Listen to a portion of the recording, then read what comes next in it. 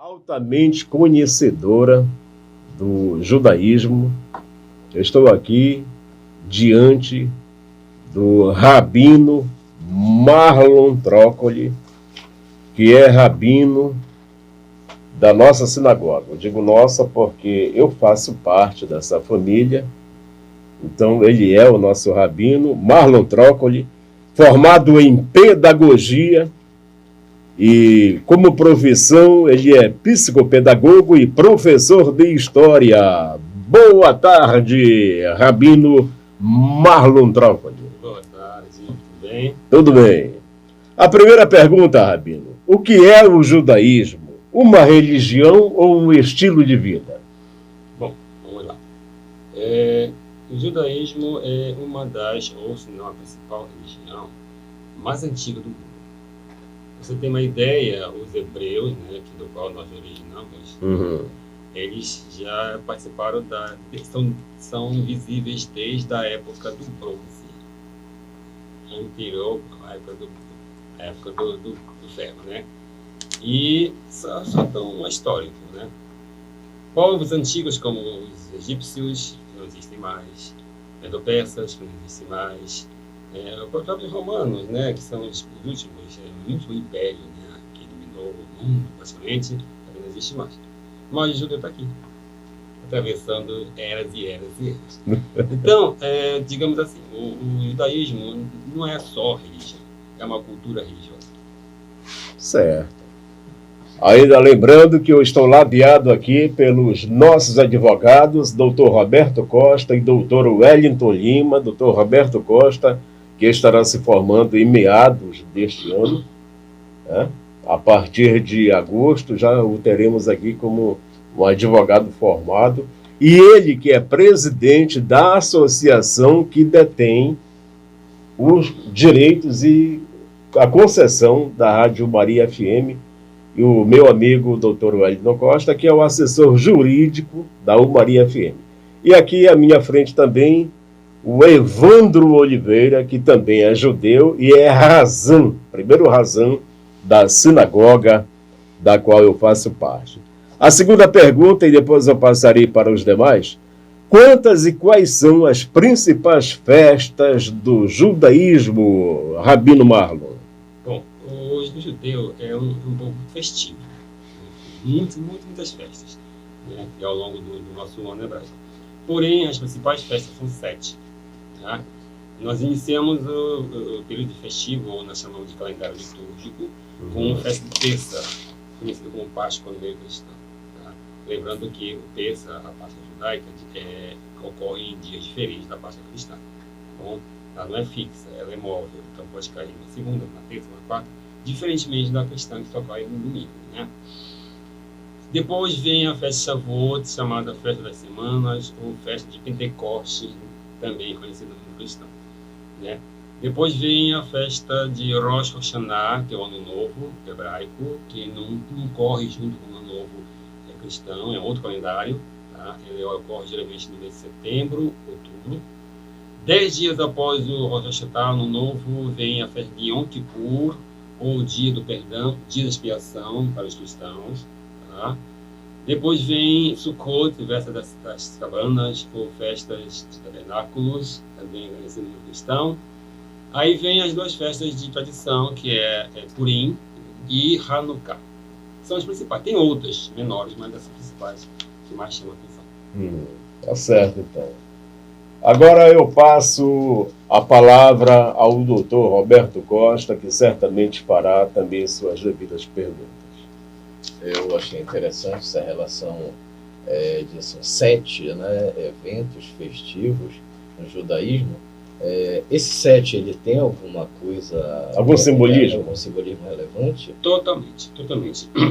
A Bíblia hebraica, né, o Tanar, ele começa com Bereshit, o Gênesis, que conta a história de como o nosso Deus criou o céu e a terra em 7 dias. Então, a partir daí, o número 7 ele toma uma posição muito assim, elevada na nossa cultura, certo? 7 semanas, né? Shavuot, Shabbat, que é no 7º dia. A festa, o ano jubileu de 7 anos. 7 anos. E também o ano sabático também ocorre 7 centímetros. A minha curiosidade, porque quando se ouve falar no Shabat, né, eu não sabia a pronúncia certa, eu falava Shabbat, né, eu dizia assim, Shabbat, né, Shabat, né, e até com o calendário cristão, o calendário a nível internacional, se visualizar, aí é o sábado. Sábado. É o sábado. Tá bem claro, tá bem lógico, tá vendo? Como essa relação de influência, né, o que relaciona o passado com o que hoje, né, se tem e se deveria viver. Era esse o meu questionamento. Levando-se em conta que os calendários podem mudar, né? Mas o ciclo semanal não muda. É o mesmo. Por exemplo, existe o calendário chinês, que é diferente do nosso de vocês. Existe o calendário japonês, né? Muçulmano, dos árabes, também difere, mas o ciclo semanal, então 7 dias não mesmo, muda. Muda os nomes, né? Cada língua tem o seu nome, mas não muda o ciclo, entendeu? Então não se perde. Parece que é algo que Adonai criou, que nunca se perderia em todas as civilizações. Certo.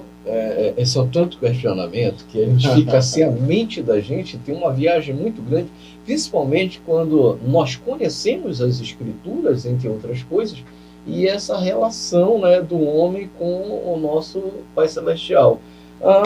Uma pergunta bem significativa, o significado de diáspora, o que significa? Diáspora, nós damos o nome de hebraico Galut. Diáspora foi a dispersão do Israel, do povo judeu, por várias nações, várias partes do mundo. Realmente eles se foram por todos os cantos da terra, né? Os 4 cantos da terra, vamos dizer assim. Você pode encontrar judeu até lá com Xixinha, né? E está lá uma comunidade vivendo a sua cultura, a sua religião, como eles receberam esse passado. Você é um historiador, né, um grande mestre na relação de história. A minha outra curiosidade é, esse período, ele se deu em que século? Quando foi mais ou menos para haver a dispersão dos povos judeus por todo o planeta? Tivemos 2 diásporas. A primeira, quando Nabucodonosor, rei da Babilônia, invadiu a nossa terra, destruiu o templo, a cidade santa de Jerusalém, e levou uma parte dos judeus cativos para a Babilônia. Aí houve a primeira diáspora, que foi pequena em relação à última agora. A segunda diáspora ocorreu com a destruição de Jerusalém, também na mesma data e no mesmo período que Nabucodonosor destruiu, certo? E dessa foi a maior diáspora, porque Roma era o império maior, o maior império do mundo, e tinha foco em vários lugares. Então o judeu tinha que se espalhar mais longe para fugir da perseguição romana. Eu sou um pouco salmista, né? Até me lembrou, acho que é o Salmo 133, que fala sobre a questão, né, de Babilônia. Não sei se vocês lembram de um grupo musical, eu não sei se é americano, que eles cantavam Rivers of Babylon, que é o Boney M, que é completamente o salmo. Muita gente dançava, quando eu era rapazinho, eu dançava sem saber que era o salmo, né, que levaram o povo para lá, as margens do rio da Babilônia, e queriam que eles cantassem músicas, né, da época hebraicas, e eles se negavam para cantar porque eles estavam em terras estranhas. Interessante, muito interessante. Gravado pelo Boney M, olha só, né? E muita gente dançava, né? Danceteria jovem e não percebia. Sem saber o significado da composição. Louvando, cantando as coisas, dançando as coisas celestes. Isso é importante, isso está se perdendo com o tempo também. Até a relação, eu vejo a estrela de Davi no peito dos meus irmãos, e Davi cantava, dançava, os salmos. Na realidade, a maioria eram cânticos, e as pessoas não conseguem entender que a verdadeira ligação no coração e a dança tem que ser ligada ao nosso Pai Celestial, não tem jeito. Uma última pergunta minha, em que consiste o mikve? Mikve. Tá, ótimo. Mikve é imersão. Tá? No mundo cristão pode ser conhecido como batismo, mas tem outra conotação no judaísmo. Tá? Mikveh é quando o judeu ele se prepara, ele vai casar antes das festas, principais festas bíblicas como Pêssar, Páscoa, Yom Kippur, que nós temos que nos preparar espiritualmente, materialmente. Nós fazemos um mikveh de purificação espiritual, né, ou num rio ou num recipiente das sinagogas. As grandes sinagogas possuem um tanque, né, nos fundos para que acesso aos membros, né, possam fazer esse mikveh de purificação. Isso é muito comum no judaísmo e muito frequente também. É um batismo, né? Não deixa de ser. É um batismo. Exato. Muito bem. Colocaram até agora as palavras. Espero que nossos ouvintes possam entender e compreender um pouco mais do que vem a ser o judaísmo. Bem, Rabino, nós temos uma pergunta aqui. Na manhã de todo dia 6 de março, estaremos vivendo a festa do Purim. Qual a importância desse evento para o povo judeu? Olha, é uma importância, tem um grande significado, tanto do lado do perseguidor como do perseguido, porque o Israel como um todo ele sempre foi perseguido ao longo da sua existência, né? Ainda é até hoje. Né? Então, esse sentimento antissemita está voltando novamente, é muito triste isso aí.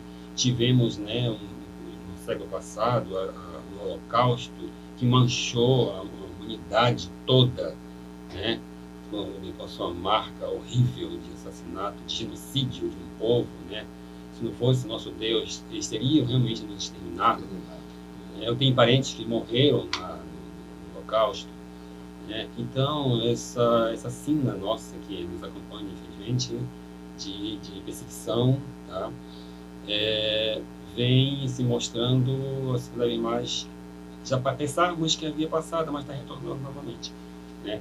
Então o Purim é vamos dizer assim, um memorial que mostra que nós não estamos só.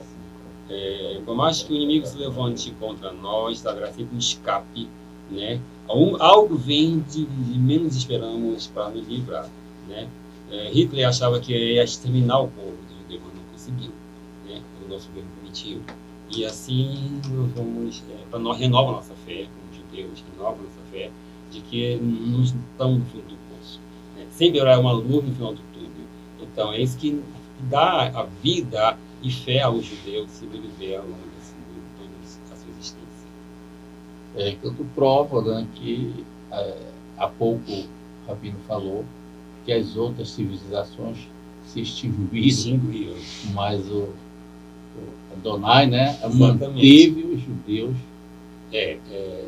Quando Adonai chamou nosso pai Abraão, ele disse assim: eu te farei um pai para muitas nações, né? A tua descendência possuirá a porta dos teus inimigos. Às vezes ninguém entende o que significa isso. A tua descendência possuirá a porta dos inimigos. Ou seja, todos os inimigos que levantaram contra Israel caíram. Já está vivo também. Israel está de pé. Até hoje. Verdade. Exato. Bem,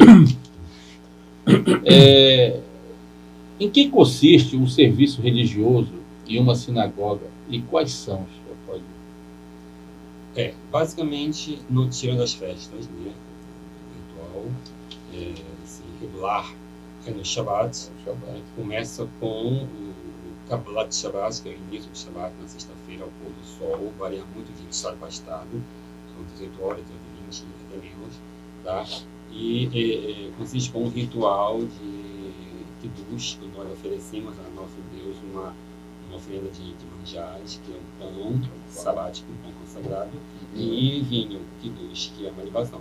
Então nós oferecemos ao nosso Deus e depois nós participamos junto como comunidade, como comunhão, ele, a comunidade e o eterno. E esse pão e vinho, ele aconteceu quando Abraão, né, ele ganhou a sua primeira batalha e comemorou com Melquisedeque, né, que é Melquisedeque, e foi com um costume, né? Entrou como tradição. Como tradição, desde a época de Abraão, nós celebramos tudo celebrar com Kiddush, que é o pão e o vinho. Sábado de manhã ocorre o Shaharit Shabbat, que é o serviço da manhã, e o culto de oração mesmo, provavelmente dito, para o judeu, né? No Shabbat da manhã, acompanhado com o estudo da Torá, que a Torá é a nossa lei máxima, é a instrução divina e ela deixou para nós, onde nós pautamos a nossa vida do início ao fim, tá? Do nascimento até a morte do judeu, é pautado pela Torá. E como Roberto. o senhor Roberto, o senhor falou a respeito que o povo judeu é alegre, né? Dança. Sim. E no Shabat, pela manhã, no Shaharit da manhã, quando nós fazemos o nosso serviço litúrgico, e logo depois do serviço, aí vem, a gente tira a Torá da arca, né? E nós dançamos com a Torá, passeamos com a Torá no salão da sinagoga, e todo mundo dança, porque é um momento alegre para a gente. Porque nós temos ali a instrução divina do Eterno que deu para nós, aí nós nos alegramos.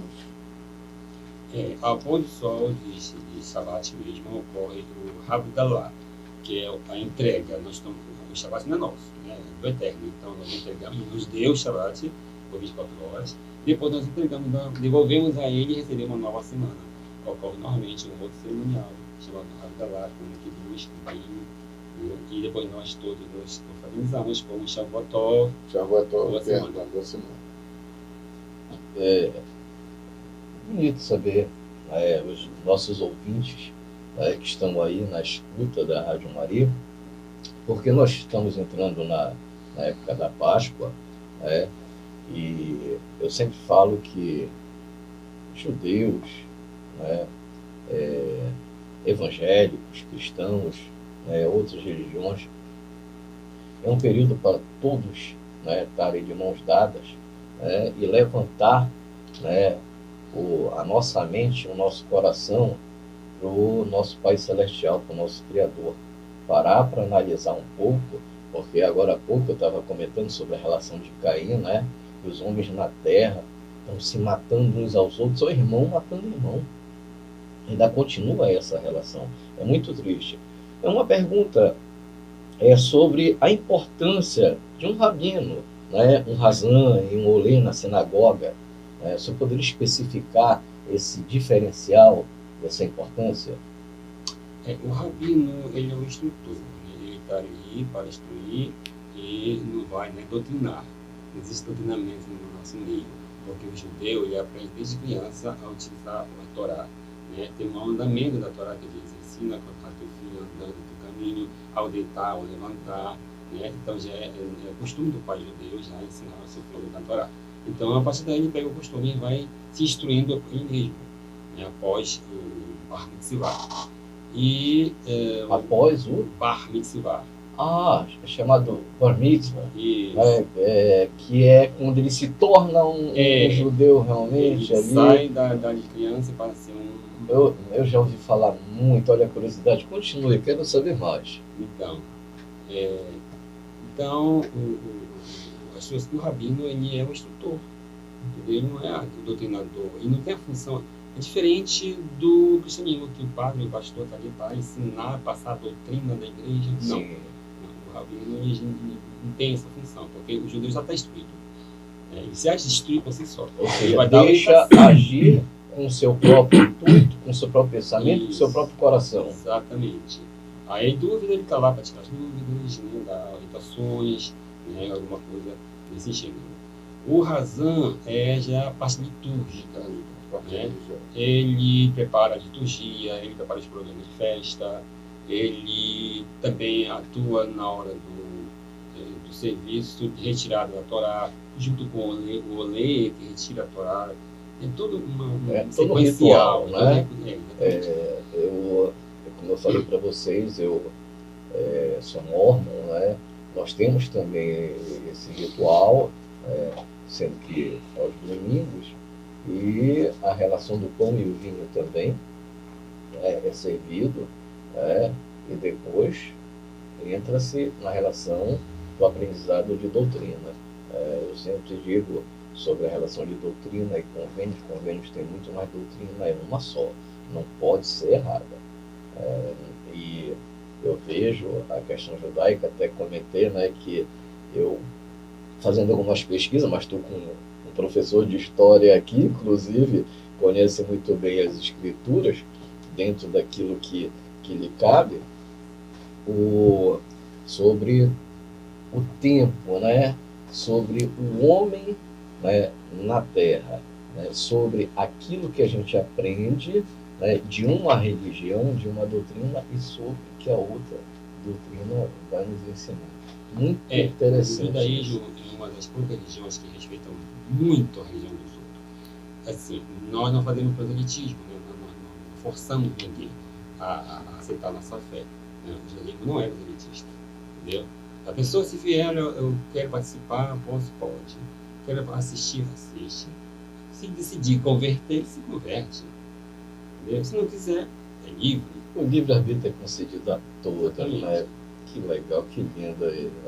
Muito bonito. 12/12/21, na minha querida e amada Marituba, estamos apresentando Falando a Verdade em ritmo de podcast. Agora uma pergunta, Rabino Marlon: por que apenas o Pentateuco é lido e estudado durante o ano numa sinagoga por ocasião do Shabat? Porque o Pentateuco já inclui a Torá, né? Nós chamamos de Tanar. Tanar, ele é um acróstico que inclui T de Torá, N de Nevim, profetas, e Ketuvim, escritos. Que é isso que contém a Bíblia hebraica, né? Torá, profetas e escritos. Tá? Então, é a nossa vida, é o contexto judaico, o contexto hebraico, que conta a nossa história, a história de como nasceu, o povo de Deus, como nasceu, como ele anda e como vai andar até a chegada dos seus dias vindouros, né? Ou seja, o mundo vindouro, Olam Rabá, nós chamamos de mundo vindouro, né? Então, está tudo ali e nós estudamos para podermos nos instruir e também nos preparar para aqui os acontecimentos, porque as profecias também que a gente interpreta dentro do contexto e esperamos as coisas acontecerem. É público e notório que o eterno Adonai não trata ninguém com favoritismo, e sim em pé de igualdade. Por que então, em 1 Samuel, capítulo 13, versículo 14, o rei Davi é considerado um homem segundo o coração de Adonai? Muitos questionam, porque Davi pecou, Davi fez isso, outro, e cometeu pecados horríveis. Porém, observem o seu antecessor. Quem era o antecessor de Davi? Saul. Né? Saul, ele foi ungido também. O eterno, as mesmas características de Davi. Foi escolhido, foi Deus. Mas Saul, ele não seguiu as ordens, não fez o que Adonai queria que ele fizesse, ele fez a sua própria vontade. E ao cometer os seus erros, ele não se arrependia. Essa é a diferença. Ele cometeu pecado em cima de pecado, erro em cima de erros. O profeta Samuel ia lá advertir e chegou até ao ponto de expulsar Samuel de sua presença, porque não queria ninguém desse ordem a ele. Davi é diferente.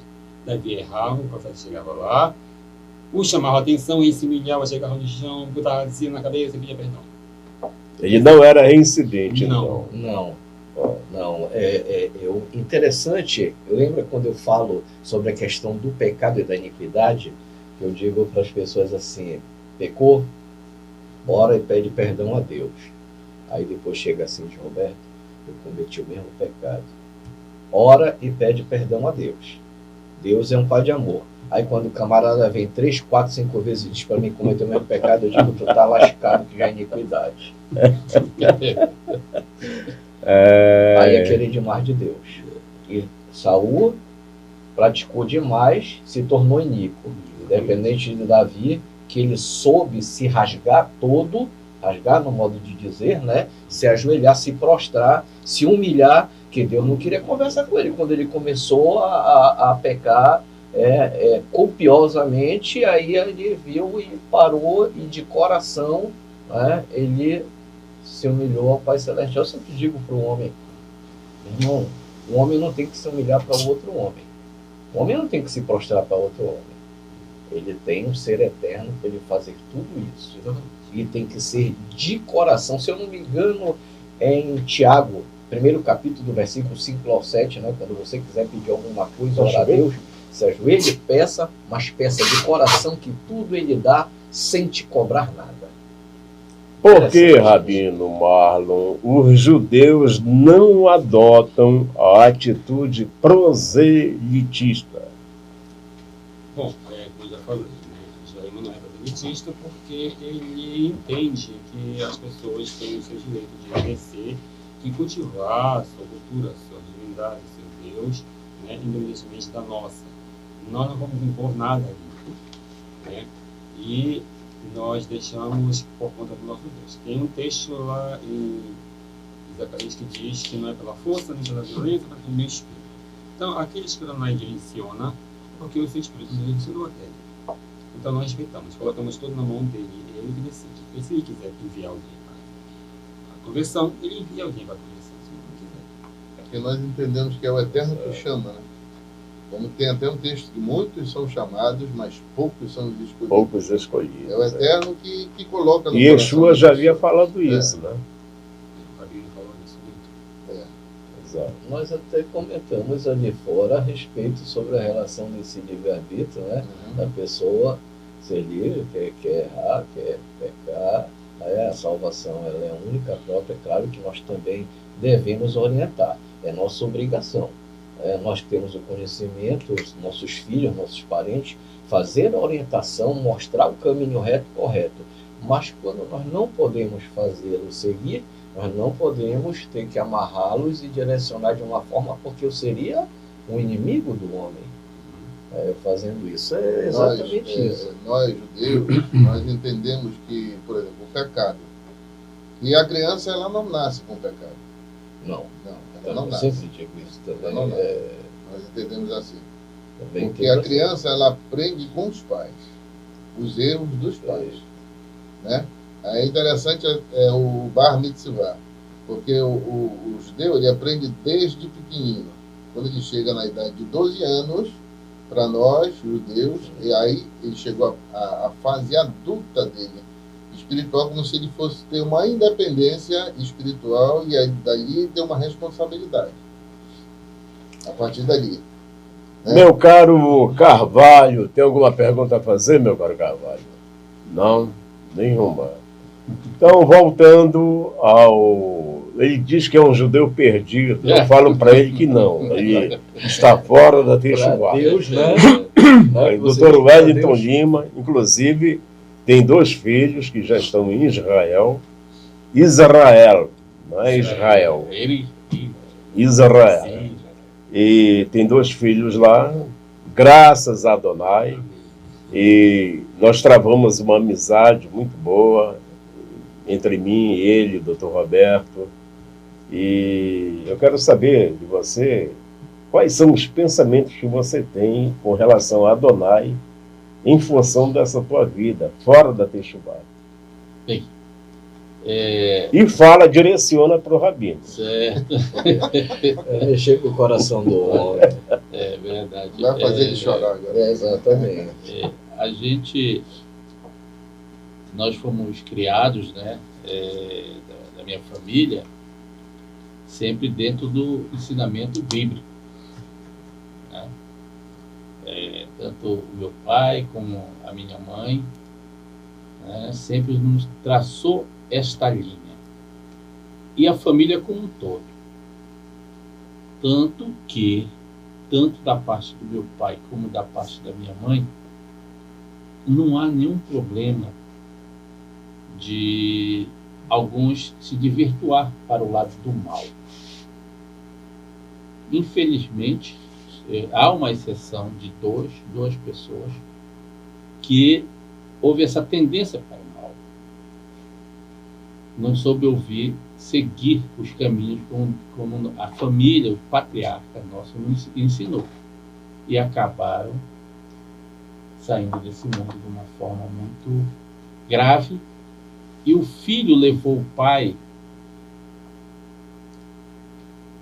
intencionalmente, talvez ou não, e acabou sendo ceifada a vida do pai, que era um grande homem.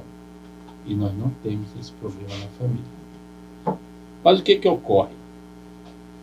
Eu me lembro bem que eu estudei muito em colégio religioso. Eu entrei com 8 anos, saí com 18 anos. Mas quando eu saí de lá, uma freira falou assim para mim: meu filho, você está preparado para viver tanto na riqueza como na pobreza. Você é um homem preparado. Você sabe servir. Você tem que servir e não ser servido.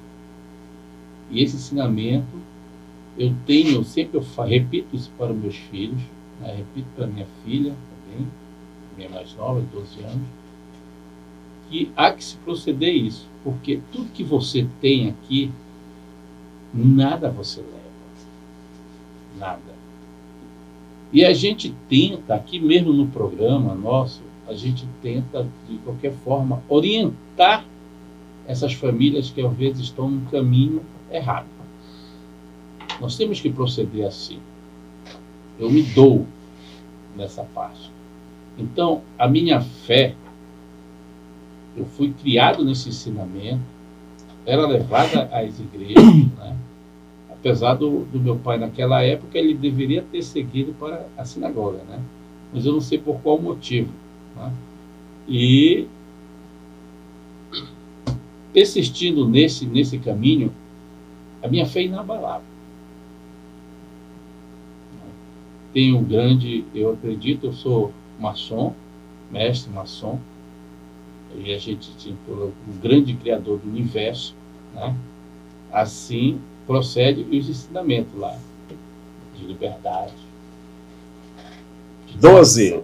Só um adendo, doutor Wellington. 12h32, no retorno abordaremos ainda mais sobre esse assunto. 12h36, estamos de volta, agora sim, complementando aí, doutor Wellington, a sua falação. Então, vamos lá. Bem, prosseguindo aqui, então, Rabino, eu tive a felicidade aqui de encontrar na rádio o Paulino, né?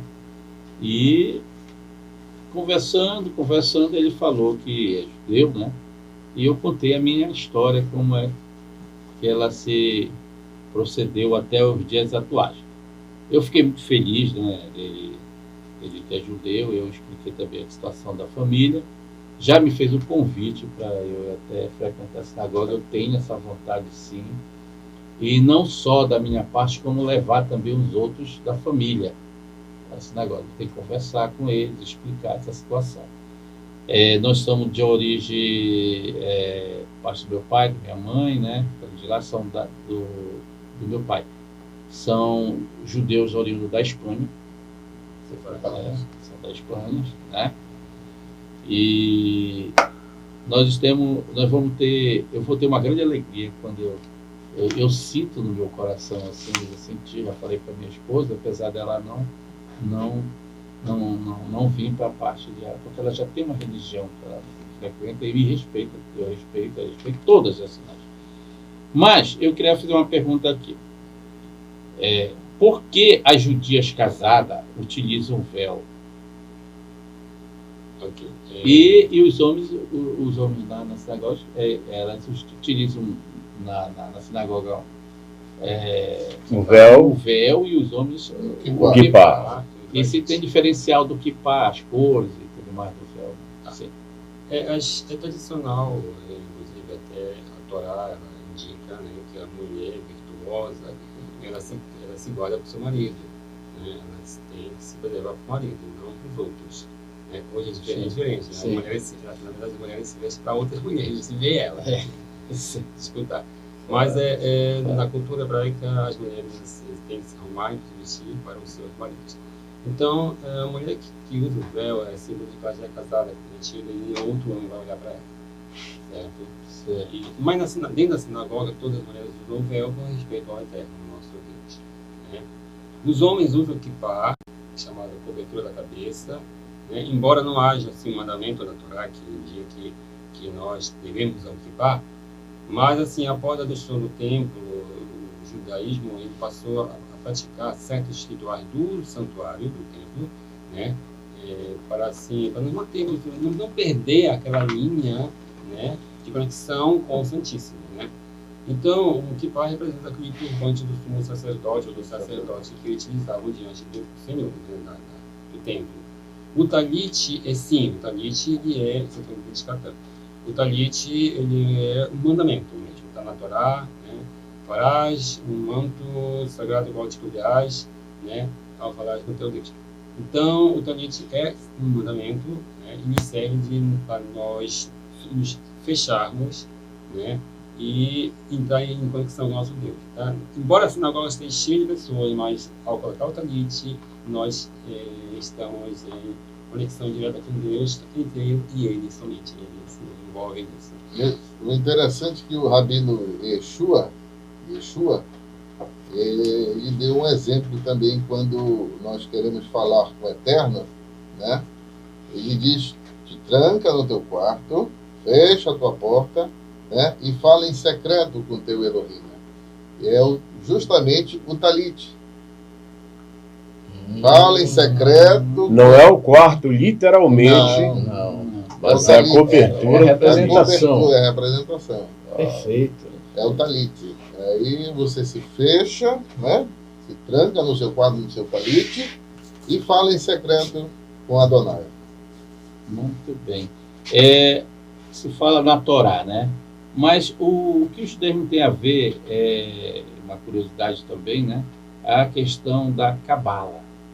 O judaísmo usa a Cabala. A Cabala já é a parte mística do judaísmo, né? Não são todas as comunidades judaicas que utilizam Cabala, umas são mais cabalísticas, outras são menos cabalísticas. Existe a Cabala mística, propriamente dita, e existe a Cabala didática, que dá mais ensinamento, que auxilia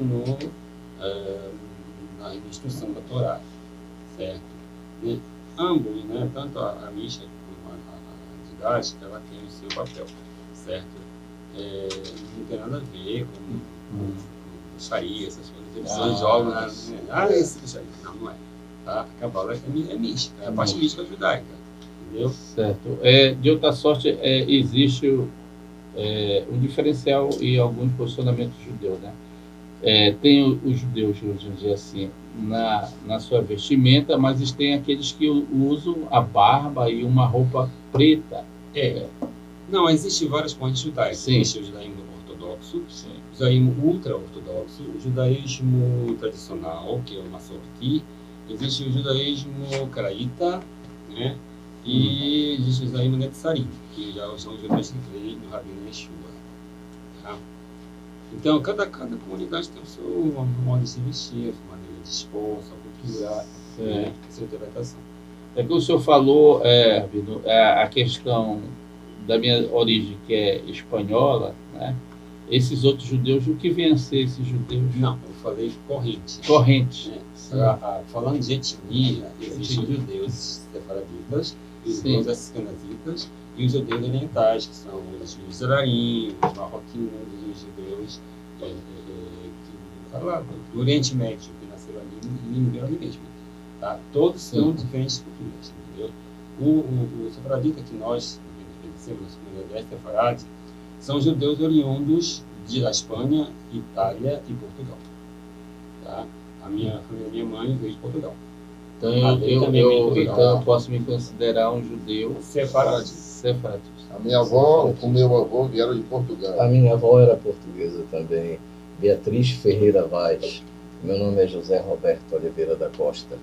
Tenho todos os nomes praticamente. José, então, nem se fala. Bem, eu não sou da Espanha, não sou de Portugal, nem da Itália, mas eu sou da Paraíba.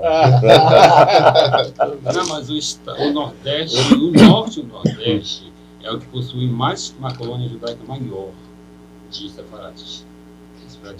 90% do povo brasileiro, né, tem sangue judeu e nem sabe. E aquilo que eu falei agora há pouco, pelos estudos, né, o historiador aqui, que eu falei assim, aqui o povo brasileiro são descendentes lá da tribo dos levitas, né?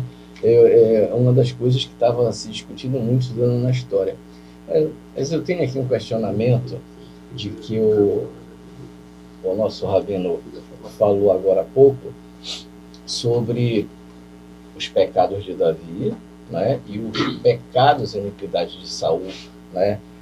Nós temos, numa das nossas regras de fé, que são 13 regras de fé, que ela diz o seguinte: cremos que os homens serão punidos por seus próprios pecados e não pela transgressão de Adão.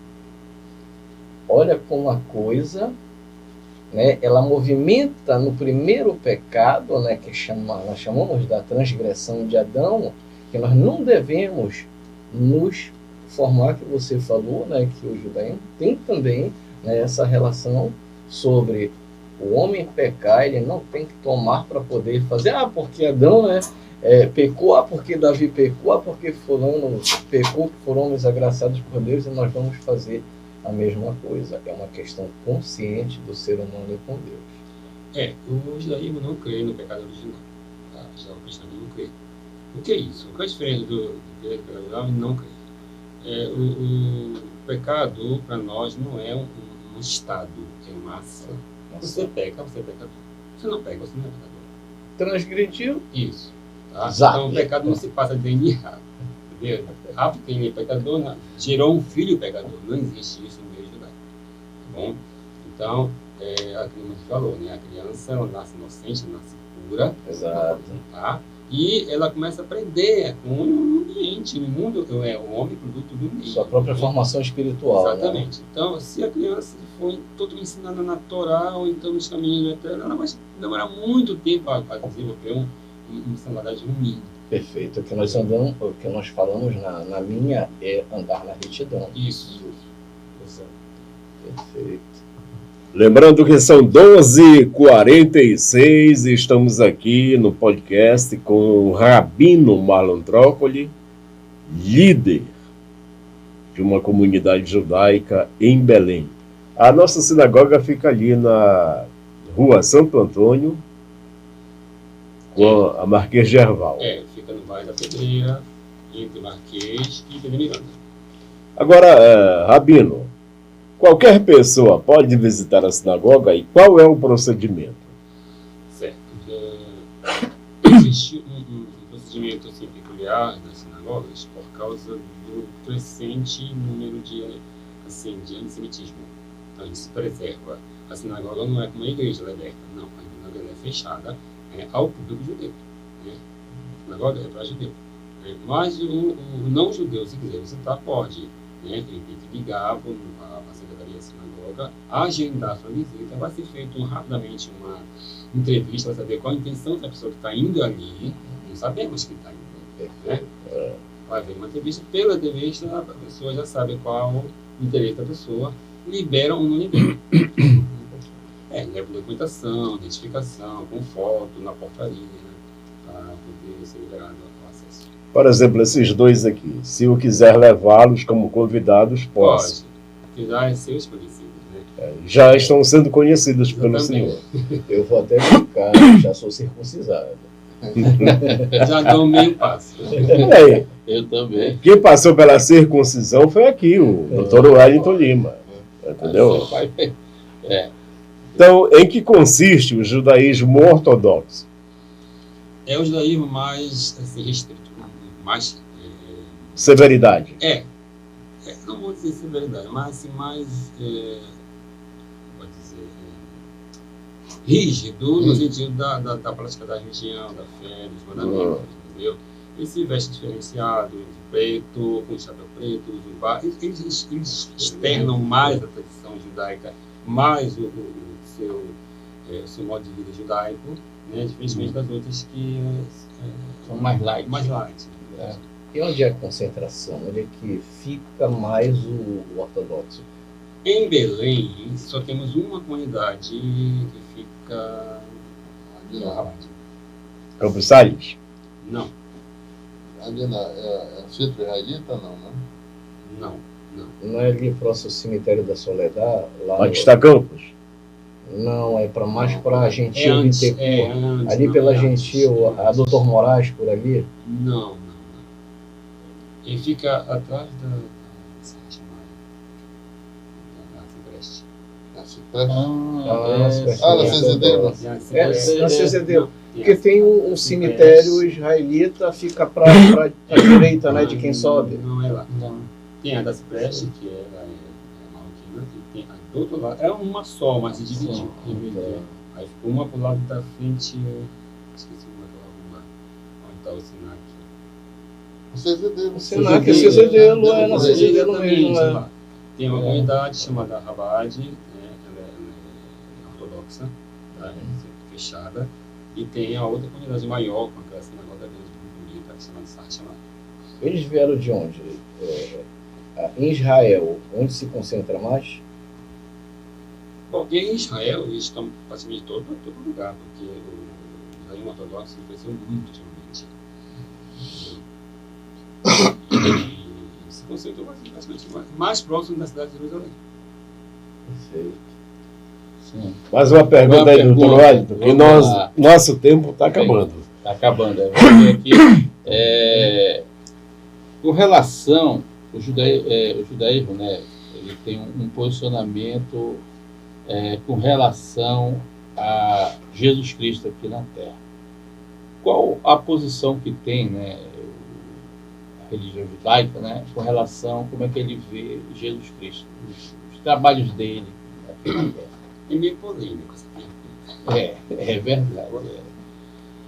Bom, a rejeição de Jesus, o personagem de Jesus, tá? Pelo judaísmo, de modo geral, é devido ao fato do cristianismo ter utilizado a figura de Jesus para perseguir. Tá? Vocês sabem disso, né? A Inquisição católica, depois passou a Inquisição protestante, como Martinho Lutero, que também perseguiu, tá? E depois Hitler, enfim, também. Bom, essa figura, né, do Jesus que persegue, ele ficou gravado, ele ficou assim, analisado no judeu, então ele não quer saber nem de. Não quer saber. Né? Desse personagem que persegue ele. Entendeu? Certo. Desse lado. Tem um lado também, o conhecimento, porque o judaísmo ele ainda espera o Messias. Né? Certo. Ele espera o Messias. Dentro do judaísmo tem uma corrente separada chamada Netzarim, que são os judeus nazarenos. Eles creem que o Rabino Yeshua é o Messias, só que é bem diferente do cristianismo. Tá? Bem diferente, tá? Certo. Ou seja, eles creem no modo judaico. Ou seja, Yeshua não é Deus, Yeshua é um rabino que viveu no primeiro século, era comum. É um rabino que pregou a Torá, ensinou a Torá para o povo dele. Ele mesmo falou: "Eu fui enviado das ovelhas da casa de Israel para ensinar o meu povo Israel." Tá?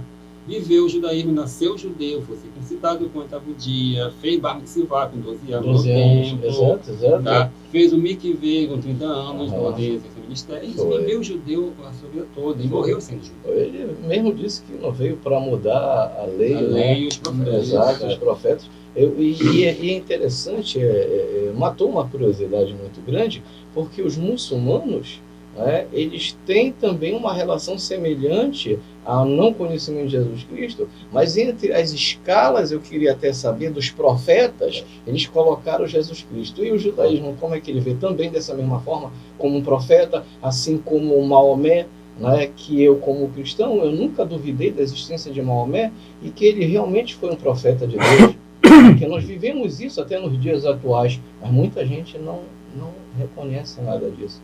Então, a minha pergunta é sobre essa relação, se vê também da mesma forma com os muçulmanos. Sim, o judaísmo, assim, de modo geral, né, ele respeita muito a figura de Yeshua e o cristianismo também. Né? Essas restrições que houve por culpa do cristianismo, né, que causou essa separação, ainda assim, Jesus, o Yeshua, ele é visto como um rabino, que pregou, ensinou, né, na sua época, infelizmente foi mal compreendido, num período que era um período muito difícil para o judeu viver, pressão de Roma, aquela perseguição totalmente, o templo sendo dirigido e controlado por Roma, eles não tinham acesso, não tinham liberdade, então, nesse período aí, acabou não ser compreendido e acabou sendo assassinado. Foi um assassinato que aconteceu com ele. Tá? Então, o judeu moderno hoje, ele vê Jesus Yeshua como um rabino do seu tempo, na sua época. É semelhante aos muçulmanos. Sim. Então, por isso que então surge uma diferença então entre o judaísmo nazareno e o judaísmo messiânico nesse contexto que na verdade, o judaísmo messiânico é uma extensão do cristianismo. sim, como anteriormente. Uma extensão do cristianismo, por exemplo, sou um judeu, assim, muitos são como você, que nasceu no cristianismo, né? E eles, de repente, eu quero voltar para a minha origem, manda para largar o cristianismo. Aí, isso é genética cristiana. A gente faz assim, uma mescla, tá? Ele vive nessa mescla. O Nazareno não, ele é judeu, nasceu no judeu, mas vive no judeu, tá na vida dele. Ele pratica o judaísmo com a figura de Yeshua. Ou seja, apenas, como eu costumo dizer, enquanto existe a relação de que já está, veio nesse plano, virá novamente, o judaísmo está à espera. Certo. Uma coisa aqui. Já respondeu, acho que essa aliança, né? Não essa foi aliança feito ainda. com o pacto que a gente tem Foi quebrado? Foi quebrado. Certo. Do Bom, quando Moisés estive com Israel do Egito, né, Israel não era mais um grupo nômade, porque os hebreus, né, sob a direção de Abraão, Isaac e Jacó, seus filhos, eram um povo nômade, eram uma tribo nômades. Né? Quando eles eram no Egito, se tornou uma nação. 12 tribos, uma nação completa. Então havia necessidade de ter uma legislação para esse povo. É uma nação. Né? Tem a lei civil, a lei religiosa, uma nação como outra qualquer. Então, Adonai chama eles e diz: você quer ser meu povo? Sim, queremos. Então você tem que fazer uma aliança comigo. Tá? Tem regras para isso. Para mim aceitar vocês, você tem que cumprir certas regras. Então houve uma aliança ali, uma aliança baseada no sangue. Uma aliança de sangue, chama, né? Para mostrar que a aliança tem que ser cumprida à risca, não podia ser quebrada. Mas ao longo dos séculos começou com um modelo de ouro. Né? Eles disseram: tudo que Adonai falou, faremos e viremos e fizemos o de ouro. Se quebraram logo no início. E ao longo, se você ler o Tanar, você vai ver que eles se arrastaram com muitas desobediências. Adonai foi muito misericordioso, dando chances e mais chances, até que não deu mais para tolerar, derramou a taça e e levou. Né? Eles ficaram largando 70 anos, se libertando desse. Sim, né? Vagando no deserto praticamente. Até reconhecer que só Deus é Deus e voltaram para a sua fé novamente. Isso daí eu acho interessante, porque até hoje se discute a relação de Moisés, né, não ter entrado, né, na Terra Santa, na Terra Prometida. Exatamente como Davi também, pela relação do sangue humano. Né? E é dizer que o homem, porque como se você fala isso, muita gente não tem relação religiosa, porque isso é assassinato, isso é em nome de Deus também. Acho que muita gente pensa de uma forma diferenciada, mas se for perceber, eu sempre digo, o que é de Deus fica na casa de Deus, e o que não é, prepare-se você, meu ouvinte, é inferno. Não existe ficar em cima de um muro para ninguém. Não tem meio termo. Não tem. É isso. Porque, mas porque ele não entrou, não quer dizer que ele não tenha ido para o seio de Abraão. Isso não quer dizer, não deixou claro e nem ficou claro que ele não tenha ido. Ele cumpriu a vontade de Deus. Só ele que não estava nessa pureza pelo sangue em suas mãos. Eu estou errado, Adriano? Não, tá certo. Por isso que aqui sacrifícios que eram feitos no templo, né? Porque tinha que motivar, ou seja, tinha que, na verdade, era conscientizar por meio de uma coisa drástica, né? Eu pequei, por meio da morte, mas vai um cordeiro no meu lugar, né? Eu confessava o meu pecado na cabeça, o sangue do cordeiro me limpava. Perfeito. Então, esse é o pacto do sangue. Perfeito. Isso é para me comover, não pecar mais. Um animal estava morrendo em teu lugar. E o bode era solto no deserto. Isso já é o lado do eu. Daí a expressão bode expiatório. Muito bem. Paulino, vamos lá. É com você. Estamos encerrando já, faltando um minuto. Assim, uma pergunta, olha, já precisa aqui. Em que ano Israel está? No calendário hebraico, no ano 5783. Está muito à frente do... Ixi, muito mesmo. Vocês sabiam que as pessoas não conseguem enxergar isso? Eu consigo enxergar, sabe por quê? As pessoas me perguntam assim, vamos lá para um país que não tem praticamente religião, né? Os chineses têm mais de 5 mil anos, tem praticamente 5 mil anos. Tudo é relação da história. Sim, Isso que eu falo, vou falar para os ouvintes, leem e estudem, mas primeiro vejam as coisas de Deus em primeiro lugar. Posso dar afinal? Sim, com certeza. Nós sempre incentivamos as pessoas a buscar, né? Busque. Não deixe ninguém feito sua cabeça. Né?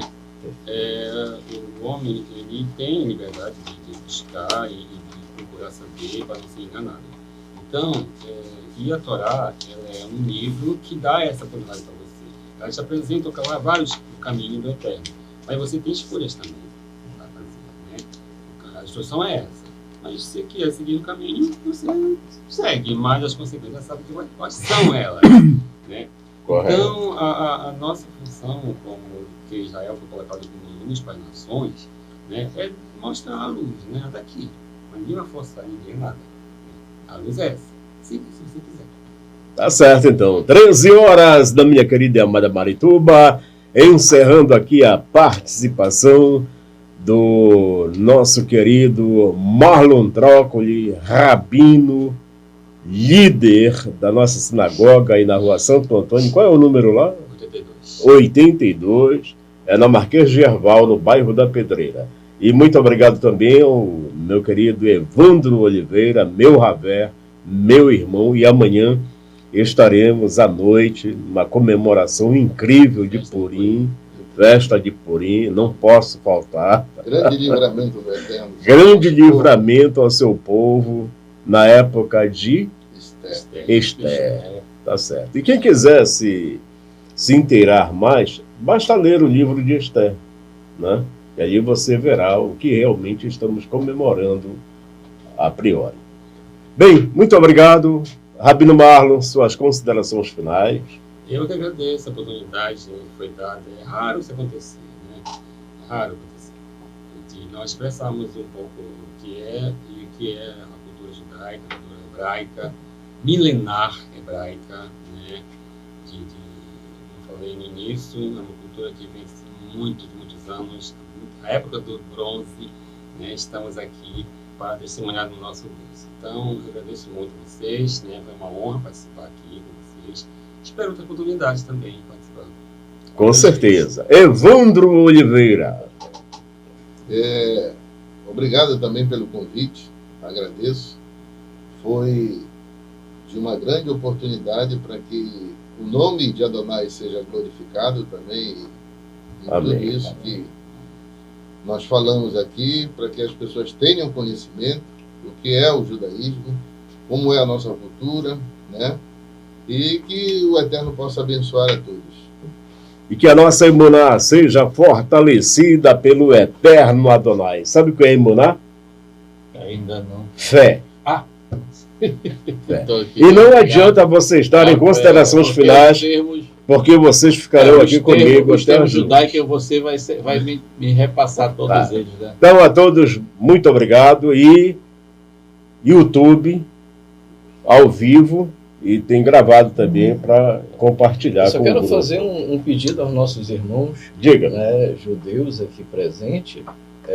Eu ganhei de amigos meus muçulmanos também, um Corão, e gostaria de ganhar de vocês um Torá. O Corão que eles me deram, inclusive, foi já em português. Foi difícil eles encontrarem, inclusive, né? Eles conseguiram em medicina de presente. Eu gostaria já de ganhar de vocês um Torá. É um caso a ser estudado. É certo. Muito obrigado a todos, um forte abraço e obrigado pela Shalom. companhia.